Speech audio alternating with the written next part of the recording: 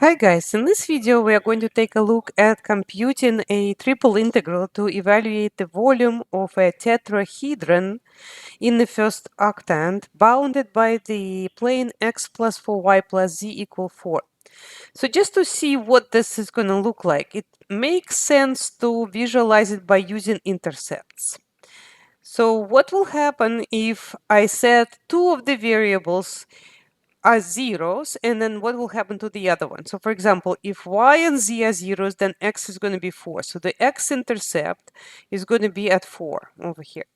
Now, if I set x and z equals 0, then I will get 4y equals 4, so y will be 1.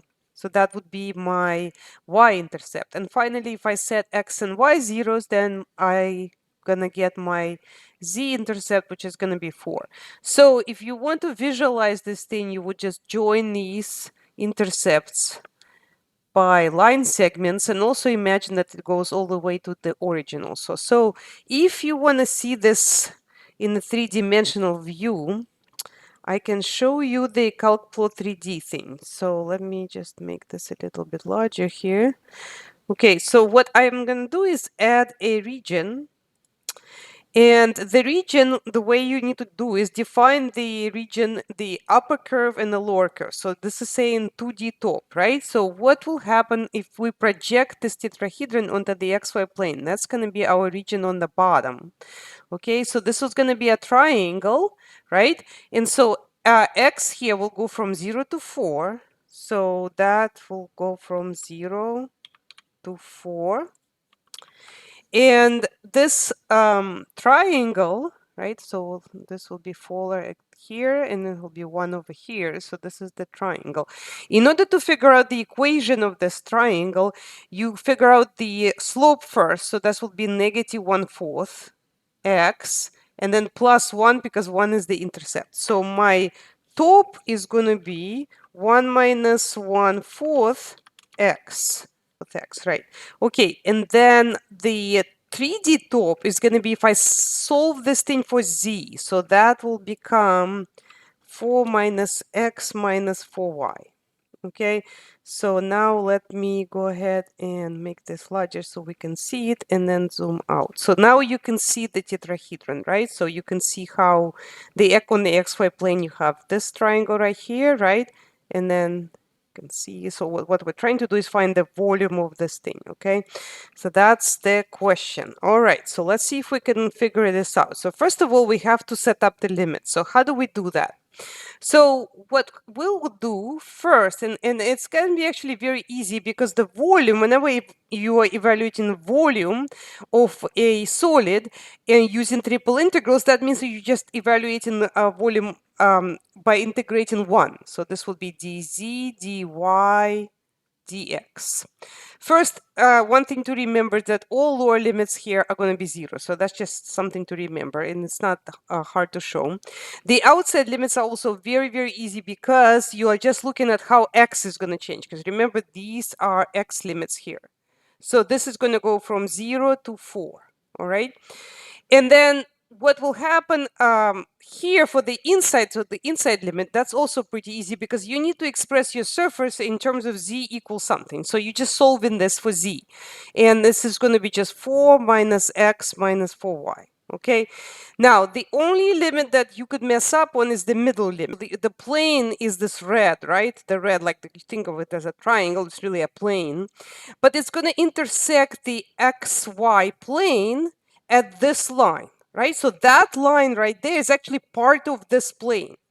And it's part of this plane when z equals 0. So all you really have to do is if you set z equals 0 over here, then you will wind up with x plus 4y equals 4. And then you just have to solve this for y, and then you will get your middle limit. So if I solve this for y, I would get y equals 4 minus 4 minus x, and then I'm dividing by 4, right? Divided the whole thing by 4, so that'll be 1 minus 1/4 x. So that's going to be over here. Okay, so that's how to set it up. Okay, so this is going to be 0 to 4. Again, the inside is you just solving this for z, and then you are integrating 1, and then the middle limit will be 0 to whatever that line is, and I already have the equation here, but this is going to be 1 minus 1/4 x. Okay, so that's it as far as the setting it up. Now, in terms of evaluation, it is not fun, but we'll do it anyway. Okay, so let's go ahead and do that. And of course, we're going to use a calculator at some point, but let's see if we can do it. Now, one of the things that I always advise is instead of doing something like x divided by 4, you just put 1/4 in the front of x. So that may minimize the mistakes. Now, first, let's do the inside integral. So integral of 1 is z. And then I'm substituting z equals 0, and then z equals 4 minus x minus 4y. And I still have the dy dx outside. So this is going to reduce it to a double integral. Okay, so let's do that. We'll get 4 minus x minus 4y. And then we have dy dx. So let's try to integrate that with respect to y next. So what will happen here? So 4 is a number, and so integration of that with respect to y will give me 4y. X is also a number when we integrate with respect to y, so that's just going to be xy. And then when you integrate y, that becomes y squared divided by 2, but that'll cancel with the 4, so that's just going to be 2y squared. And now I'm substituting y equals 0, y equals 1 minus 1/4 x. Okay, so let's see if I can do that. So next, let's substitute. The good news is every time the bottom limit is just going to be 0, so you don't have to worry about that part. Okay, so this will become 4 multiplied by parentheses 1 minus 1/4 x minus x, again 1 minus 1/4 x, and then minus 2, and here I have to do 1 minus 1/4 x squared.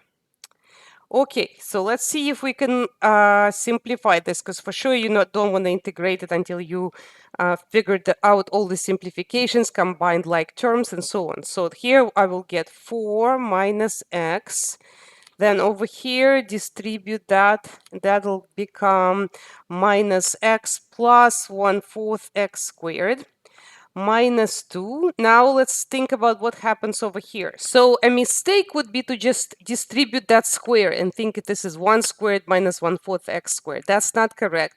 If you don't know the formula for a minus b squared, you can FOIL it. But what you're supposed to do is you take the first term, you square it. That's going to be 1 minus twice, so 2 times the first times the second term, and then plus the last term, the second term squared. So that'll be, well, I can't fit it here, but that's going to be 1/16 x squared.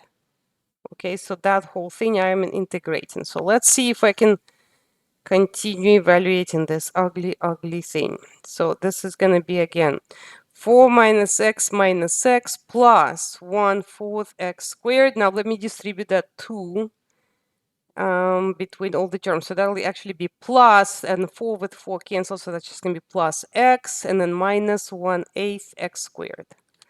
Now it's time to start collecting like terms. So what do I see happening here? So first of all, I see that I have number 4 and number 2 subtract. So that'll just be 2. Then I see minus x plus x. So that'll just be minus x. And then in terms of x squared, I got 1/4 minus 1/8, which is 1/8. So you can check that because that's 2/8 minus 1/8, that is 1/8. All right, so then what is left is just to integrate that. So that'll become 2x minus 1/2 x squared plus, and then I always put this, instead of doing like divided by 3, I do 1/3, so I don't have to mess with the fractions and so on. So this is going to be 0/4. Okay, so that'll become 2 times 4 minus 1/2, and then 4 squared plus 1/24, and then this is 64 here. Okay, so now it's time to just plug that into a scientific calculator, and I think I had it somewhere over here. So let's do that. So this will be 8 minus 1/2 times 16, which is also going to be 8, okay, plus 1/24 times 64. Okay, so if I were to convert that, that gives me 8/3. Now, by the way, at this point, if you get a negative answer, that is bad because we're evaluating volume of the tetrahedron.